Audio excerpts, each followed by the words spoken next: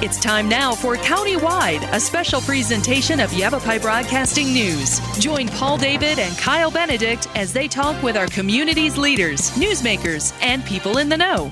You'll hear about the hot topics that affect all our lives in Yavapai County. And now here's today's Countywide. Countywide, I'm Paul David. Great to have you in studio with us today. Sedona Fire Marshal Gary Johnson joins us again. It's October 4th to the 10th is Fire Prevention Week, so we thought we'd get Gary in to kind of talk about what we should and shouldn't be doing in our homes to make sure we're ready for a fire in case one should happen, God forbid. Well, we want to be prepared. Right. We talk about, Murphy and the things that he does, and most of the time when I'm prepared, it doesn't cause a problem. It's when I take that shortcut, I'm not prepared, something goes wrong, and then it just gets compounded. Yeah, we've talked about that before too. The people who are prepared seem to be able to handle these emergencies better than people who are not prepared. That's a little bit of panic. That's probably a very fair statement. Yeah. So this week, the Fire Prevention Week is the focus on smoke detectors. Yes. Last year we had it on smoke detectors, and again it's on smoke detectors. And this year what we're really pushing is we want a smoke detector, a smoke alarm, in every bedroom.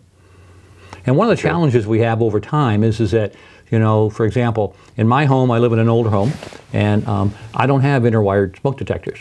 Okay, so I end up having a battery type smoke detector. I have one in each bedroom. I have one in my hallway. I live in like a ranch home. Okay. So I got that long hallway, and then one in there, and of course one in that open area. Okay. So this is what these little guys here, they kind of sit on that wall, and they don't say a whole lot, but when they're needed, it can make a big difference. And so I call them like a silent sentinel, just sitting up there doing their job.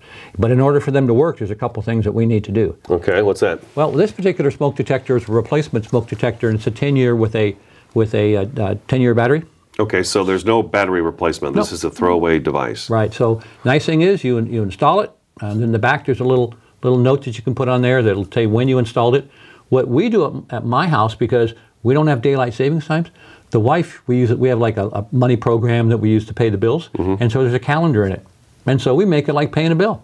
Okay. And so that reminds us to check our smoke detector, replace them, and so forth. I also use it, for example, for my filters, for my furnace. Okay. Same issue. Because, I don't know about you guys, I just forget. Sure. You get busy with stuff and you just forget. Sure. And then all of a sudden you're going, what's that noise?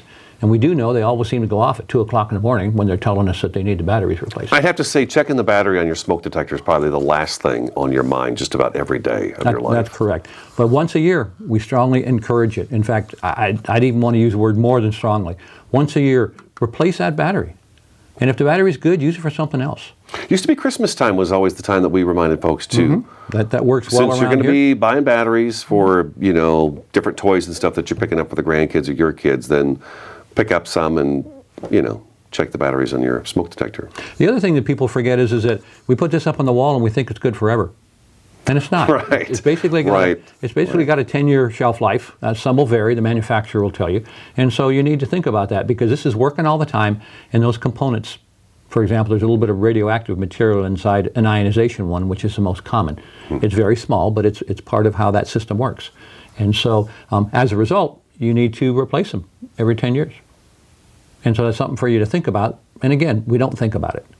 But this can make a difference because if this goes off, this is that early warning. What's that cost? You can get these for a 10-year. I haven't priced a 10-year, but like you can get them for a battery operated less than $10. Okay. A piece. A piece. Okay. Right. And then they go up. One of the things that I did, remember I said older home? So I bought a combo unit. One that is a smoke detector, a smoke alarm, and also a CO alarm. Do we not call them smoke detectors anymore? Well, basically, we call them alarms and that. And then when you think of detector, and it's from a fire marshal standpoint, I think of them a little differently. Okay. But a lot of people use that name, just interchangeably.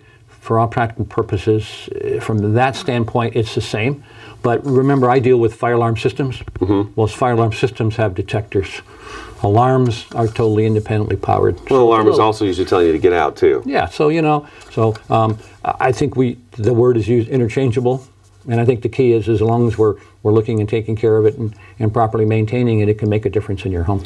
So, one in every bedroom. One in every bedroom. You've got one in your long hallway. I have a long hallway, so think of that area that's going in. It's also the area where my return air is for for my furnace. Okay. So that's why I put a CO alarm in there. Okay. So I got a combo unit. Okay. Okay. And then I have one in what I call that common area.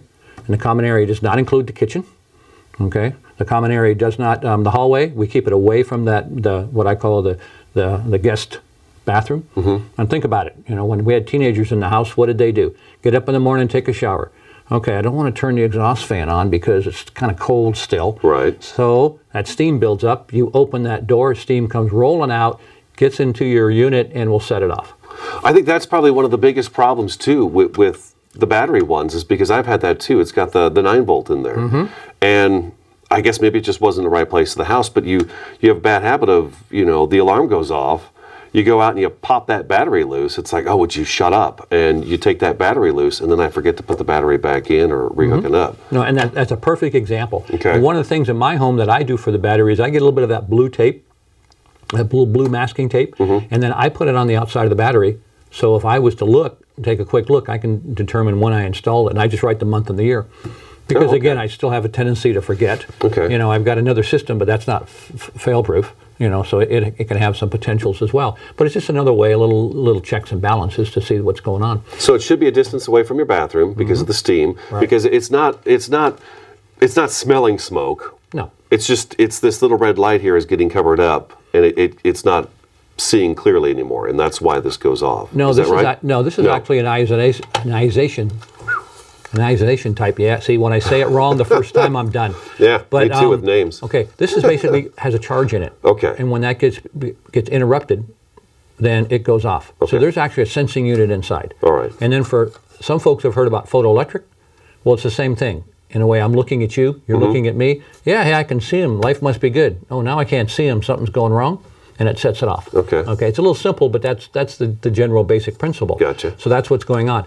If you get like me, sometimes you wake up in the middle of the night and you're kind of trying to go back to sleep, and you're just kind of staring up, and you'll see a little red light in your house flash a little bit. That's that little red light telling you that the battery's good and it's working. Gotcha. Okay. So that's all that's doing is telling you I'm alive. Yep. That's basically what that is. Right. So. With that, and the other thing to think about too is cleaning this unit. You know, you can take the unit off, you can take it out, you can use a little air compressor, or if you've got that canned air that we for the computers, get that tube, that little straw, every orifice. And if you kind of hold it up when you do it with a little bit of light in the background, you'll see some of the dust and some of the junk come out. And it has nothing to do with housekeeping. It's just that the little bugs like to get into little places. They get in here and they die. And when they do, they leave little body parts and things behind, and as a result, bingo. Okay. And I don't know why it is, but 2 in the morning, I can't tell you how many times people tell me 2 in the morning, my smoke alarm goes off. If your smoke alarm is interconnected, like on a lot of the newer homes, what will happen is one will go off, and then of course it'll set all the others off. Sometimes that makes it difficult in order to determine what happened, which one is the culprit. In many cases, take a look at this little red light. This red light's red. Solid red, that's the detector that started the whole thing. Okay. If it's on constantly, then that's the issue. Okay. To be 100% sure, just get the instructions, and it'll tell you exactly, because it is like a message center in a sense. If you don't have the instructions, when you look at it, just get the model number, go online. Every manufacturer, you can get the instructions. Okay. You know, give that information. So it's a great little tool. It makes a difference. And here's what we found. Homes that have smoke detectors, smoke alarms in their homes, and they have a fire, greater success of escaping.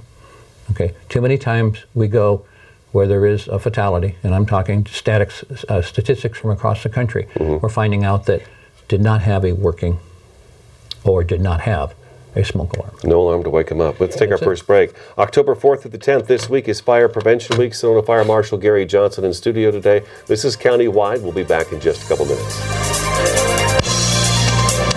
Come back. We can talk about where we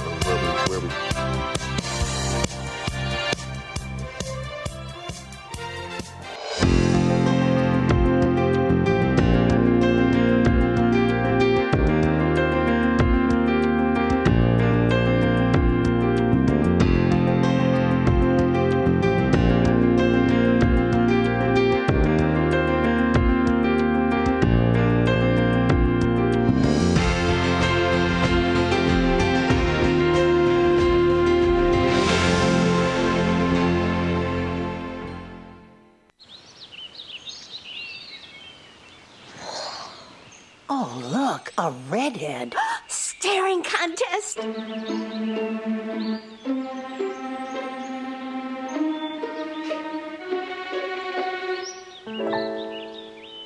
still got it. I know. Come alive with the forest. The dad was cute. They were looking right at us. Visit discovertheforest.org to find a forest near you. Orkin has pest control down to a science. When your business chooses Orkin's Precision Protection Program, you get a tailored pest control program for your specific industry and environment. Your business can benefit from over a century of experience, training, and scientific knowledge that define the Orkin man. Maximum protection, minimum exposure, backed by one of the industry's most comprehensive guarantees. Choose your locally owned and operated Northern Arizona Orkin and get more than an exterminator. Get an expert.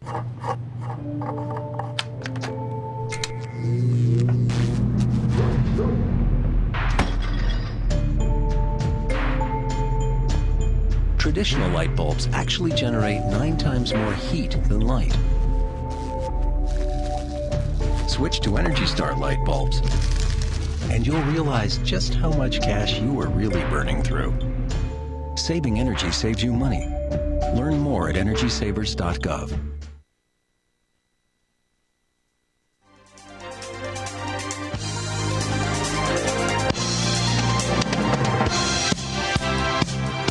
Welcome back to Countywide. I'm Paul David. Great to have you in the studio today. Sedona Fire Marshal Gary Johnson in the studio. We're talking about Fire Prevention Week, which is taking place this week, October 4th to the 10th. And this year, again, we're focusing on smoke detectors, smoke alarms. Yep. I have a wood stove in my home. That's my source of primary heat. Makes me really nervous, but it works really well. Where would I want to put this and not have this? Because we were talking before the show that corners of the room, you kind of want to kind of put this into an area where I guess it's not visible, but in a corner of a room would be a bad place. And then also the question about the wood stove, where would I want it? So one of the things we want to think about, like with that wood stove, periodically you're going to open the door of the wood stove, you're going to add some wood, you're probably going to get a little bit of smoke come out. So what you don't want to have is have that so close to that stove that it automatically picks it up and then puts it into alarm. So you want to take in consideration the placement in the room. Remember we talked a little bit earlier about the fact with the bathroom and the hallway? Mm-hmm. It's the same issue. You don't want to have it where it's immediately in an area when you open the door that vapor is going to come out, or you're going to have it in the room where your fireplace. So, I would suspect that probably a reasonable place would be located other side of the room, most likely interior wall. Okay. Okay. Something where you think about where it's kind of common to that living area. Okay. And picks it up, and then take in consideration where your hallway is. Okay. And I think you said that you have stairs going upstairs. Correct. Okay. So you're going to have one on that first level. Okay. Okay. So do you have any bedrooms on the first level? We do. Okay. So each of those bedrooms should have one as well. Okay. Okay. And if there was a hallway leading to them, then the same concept. As you go upstairs, top of the stairs, think what does heat and smoke do? It's going to rise. Right. So it's going to come up. It also will drop down as well.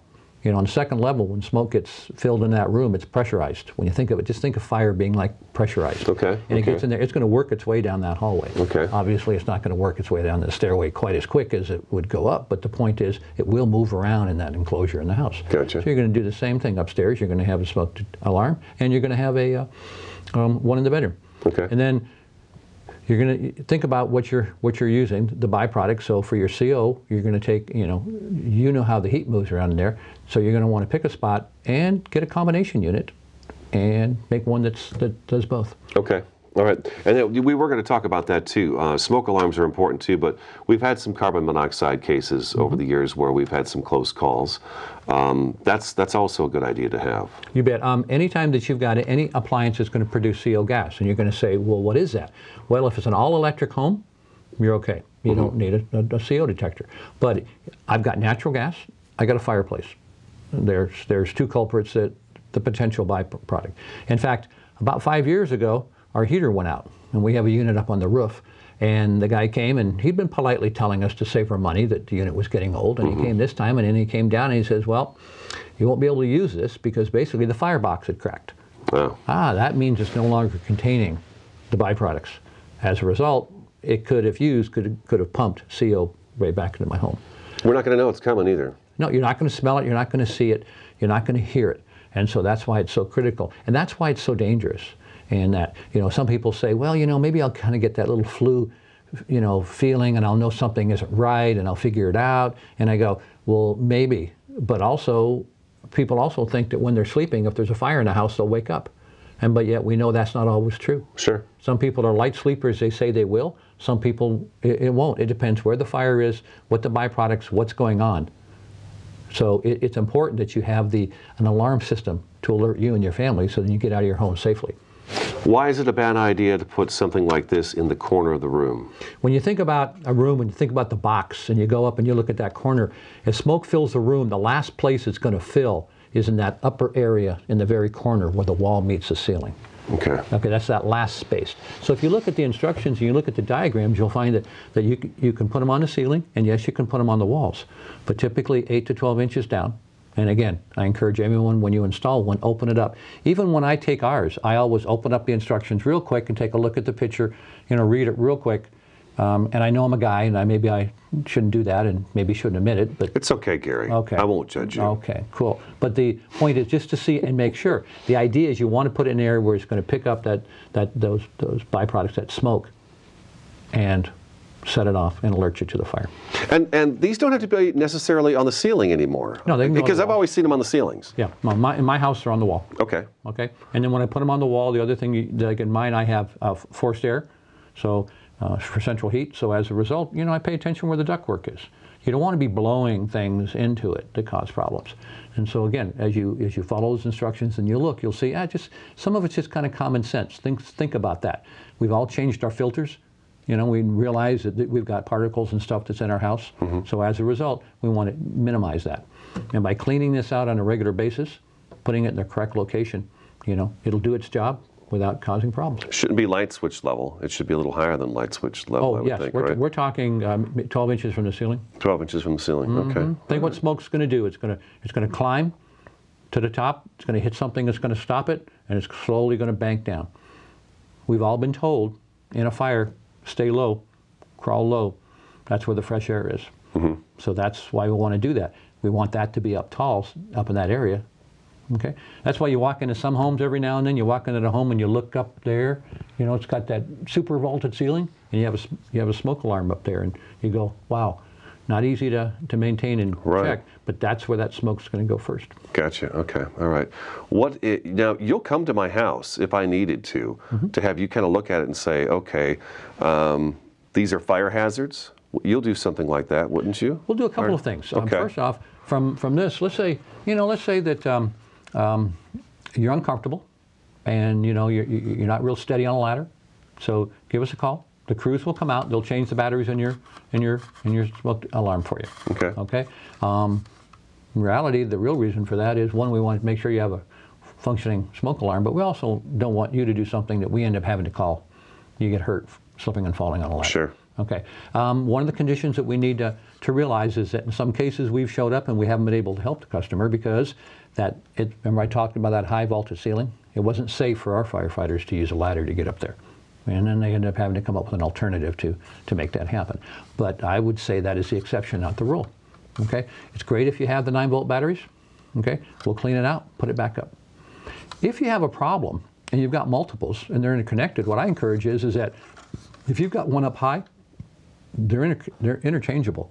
If this one was hard to get to, take this one, put it where it's closer. Mm-hmm. That way, if it didn't get as cleaned as you would like and it goes off again, you're not dealing with it as much. You can get to this one much easier than you can up on the high point. Gotcha. So, and then if you would like, we'll come and we'll do a basic fire safety check for you. Just walk through the home, look at some potential hazards. If you have any, identify them. Give you some direction. We'll also deal with, and we've heard about this with FireWise, we can incorporate at the same time. So we can do the inside of your home, we can do the outside of your home. Right. Just walk around, give you some recommendations. And I give it like this. When I do a fire inspection and I go in, it's like another set of eyes. You know how Sure. Every now and then my wife says, I need to go clean up my workbench because it's getting too messed up. Well, I don't always see it that way. It's that other set of eyes that's coming in and just saying, Right. hey, this is what you need to do. And so all you need to call with Sedona is 282-6800. and we'll schedule something. And all of your other fire agencies in the Verde Valley do the same thing. Do the same thing. And it's a win-win. It's a win for us. It's a win for you. Right. Everybody's safe and everybody's happy. Yeah. And I kind of tease a little bit when I say this, but I go, we don't mind coming to visit, but we don't want to have to go to work. Right. October 4th through 10th this week is Fire Prevention Week. Sedona Fire Marshal Gary Johnson, our guest today. This is Countywide. We'll be back in just a couple minutes.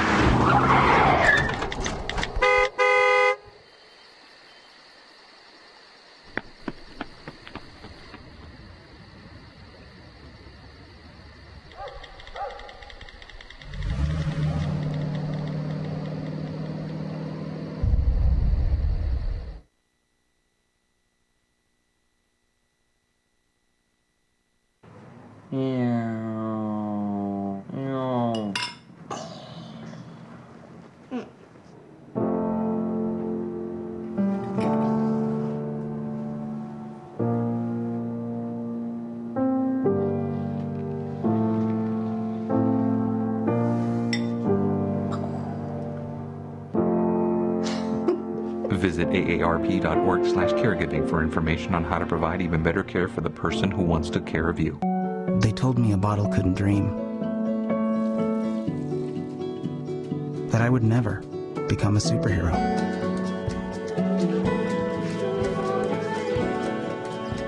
But I learned how to fly.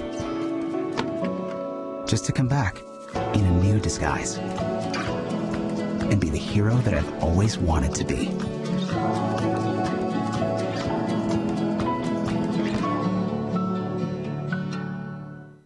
This new dad is picturing a tree house in the sky, but he's ignoring the instructions. Good luck, big guy. His kids know that he's building without a clue. Never been so good with nails and glue. Now we're trapped inside a box. I hope mom knows what to do. Oh! See, you don't have to be perfect to be the perfect parent. Thousands of siblings in foster care will take you just as you are.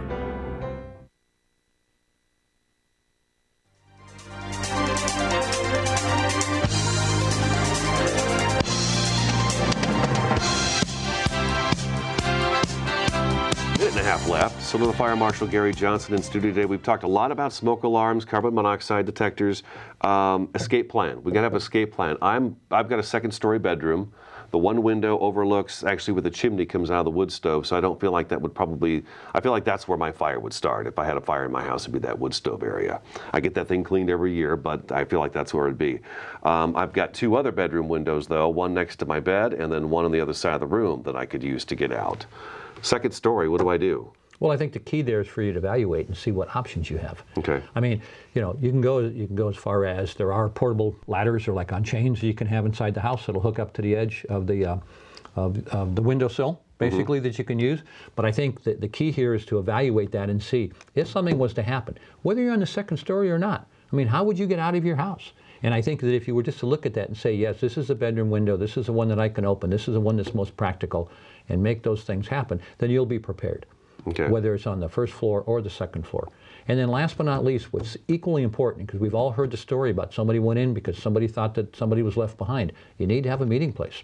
It could be your neighbor's house, it could be your mailbox, it could be the big tree, but have that meeting place so that everybody, when you stand there and you go, yep, everybody's here, because you may all get out of different windows, and you may not realize who got out and then thinking someone was left behind. So have a universal spot where everybody meets. You bet. Once they get out of the house, if that one person doesn't show up, then you know somebody's still stuck inside. Don't go back inside. No. Call 911 from outside. Call 911 from outside. Remember, most of us have portable phones. You take it out, it will work as long as you have power till it's impacted from the fire. It will work a long time. So what I tell everybody, just when you're leaving the house, use that to dial 911. All right, get the help. That's it. That's it. Thank you, sir. Wow. That went by fast. It did. It always goes by fast. It does go by fast. Sedona Fire Marshal Gary Johnson in studio today. That's our Countywide. We'll talk to you again next time.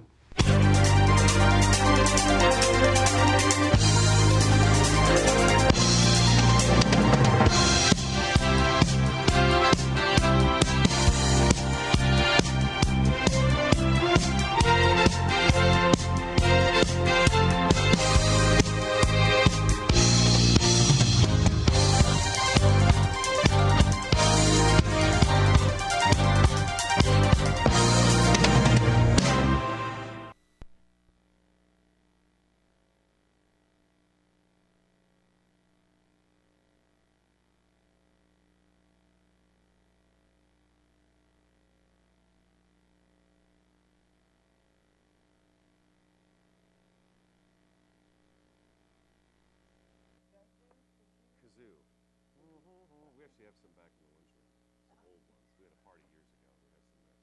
Yeah, I got this little guy right here on my board. Forest Service did a thing where they took some of the trees that are considered those